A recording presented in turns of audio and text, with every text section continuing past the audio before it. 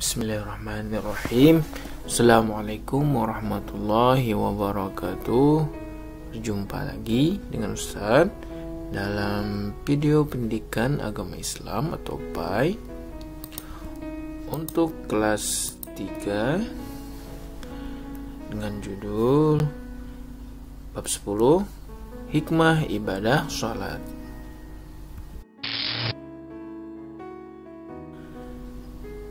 Nah, seperti biasa, sebelum belajar, berdoa. Bismillahirrahmanirrahim. Raditu billahi rabba wa bil islami dina wa bi Muhammadin nabiyya wa rasula. Rabbi zidni ilma warzuqni fahma.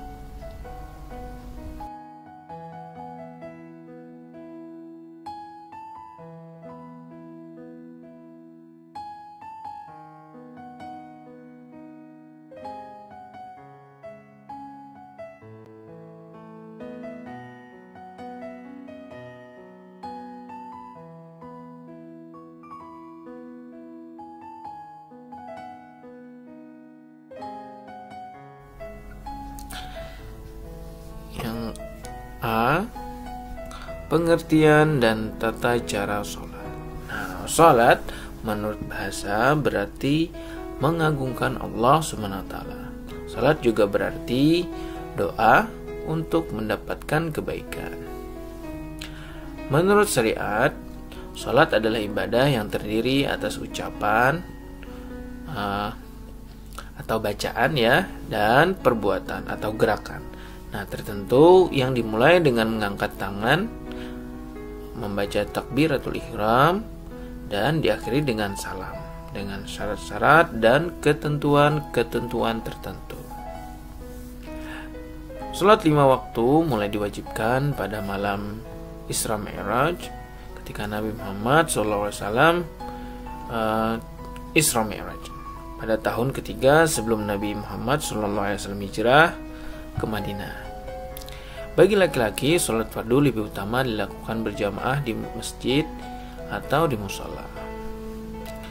Kemudian, sholat harus memenuhi syarat-syaratnya, kemudian rukun-rukunnya, dan hal-hal yang disunahkan dalam sholat. Nah, agar sholat kita menjadi sah, salah satunya kita harus memenuhi syarat sebagai berikut. Yang pertama, mengetahui telah masuknya waktu sholat. Nah, misalnya sholat zuhur sekitar atau kurang lebih jam 12. Kalau jam kita setengah 1 ya, jam 12.30 WITA, kalau ini WIB. Nah, kemudian asar sekitar jam 15, maghrib sekitar jam 18, isya sekitar jam 19, dan subuh sekitar jam 4.30. Itu waktu Indonesia Barat. Kalau kita lebih dari 1 jam karena kita wita. Kemudian syarat berikutnya yaitu suci badan, pakaian, dan tempat sholat. Kemudian suci dari hadas kecil dan hadas besar. Kemudian syarat sah sholat berikutnya yaitu menutup aurat dan menghadap kiblat. Kiblat kita yaitu Baitullah atau Ka'bah.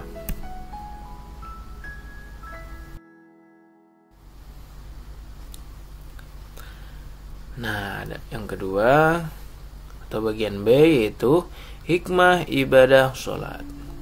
Sholat adalah salah satu ibadah yang diwajibkan Allah Subhanahu wa taala kepada seluruh manusia. Allah Subhanahu wa taala menegaskan sholat adalah amalan utama dan pertama sesudah syahadat dan menjadi bukti dari keimanan kita.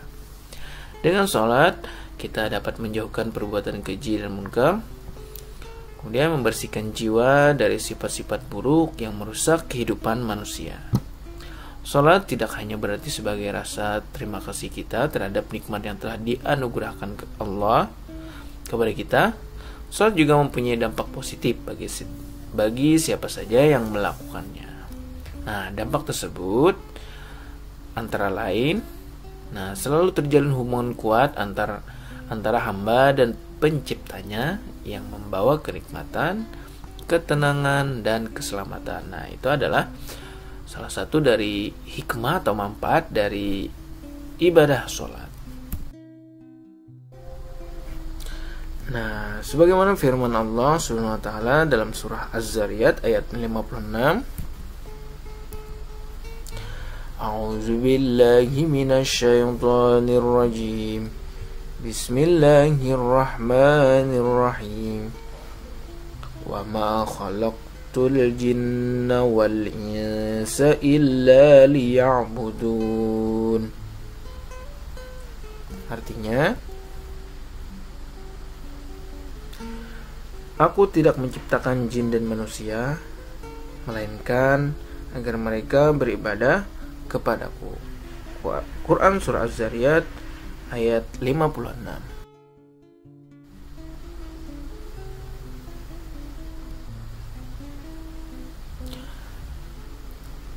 Yang artinya, aku tidak menciptakan jin dan manusia, melainkan agar mereka beribadah kepadaku. Quran Surah Az-Zariyat ayat 56.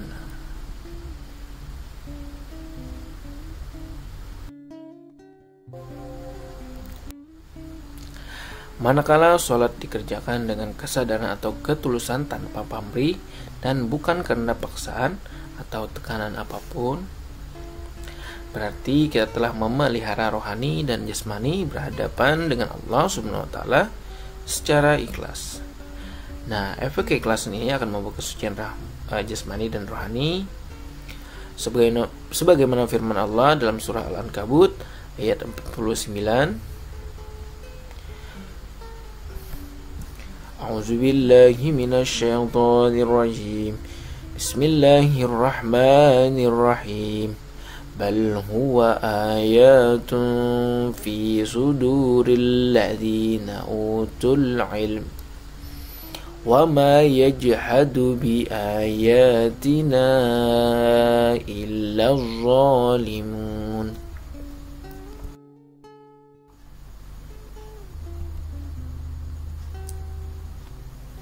Yang artinya sebenarnya Al-Quran itu adalah ayat-ayat yang jelas di dalam dada orang-orang yang berilmu. Hanya orang-orang yang zalim yang mengingkari ayat-ayat kami. Quran Surah Al-Ankabut ayat 49. Nah, salat tidak hanya berarti sebagai rasa terima kasih terhadap nikmat Allah yang telah dianugerahkan oleh Allah, tapi salat juga mempunyai dampak positif bagi siapa saja yang melakukannya. Nah, saleh-salehah, adapun hukuman kita yaitu yang pertama, dirikanlah sholat, sesungguhnya sholat itu mencegah dari perbuatan keji dan mungkar. Dan sesungguhnya mengingat Allah SWT atau sholat adalah lebih besar keutamannya dari ibadah-ibadah yang lain. Nah, kemudian sholat mempunyai dampak positif antara lain adalah selalu terjalin hubungan kuat antara hamba atau kita dan penciptanya atau Allah, yang membawa kenikmatan, ketenangan, dan keselamatan yang diwujudkan dalam penghambaan diri kepada Allah Subhanahu wa ta'ala. Nah, sholat amat besar pengaruhnya terhadap kesucian jiwa, yaitu menjauhkan perbuatan keji dan munkar serta membersihkan jiwa dari sifat-sifat buruk. Nah, efek sholat akan membawa kesucian jasmani dan rohani kita. Kemudian sholat itu tiang agama. Kemudian zikir adalah mengingat Allah dalam keadaan apapun. Kemudian doa adalah permohonan atau permintaan dari seorang hamba kepada Tuhannya. Nah, saleh-salehah, sampai di sini dulu video pembelajaran kita pada hari ini. Sebelum mengakhiri pembelajaran, sama-sama kita baca hamdalah. Alhamdulillahirabbil alamin. Sampai berjumpa lagi di video pembelajaran berikutnya. Salah khilaf mohon maaf. Assalamualaikum warahmatullahi wabarakatuh.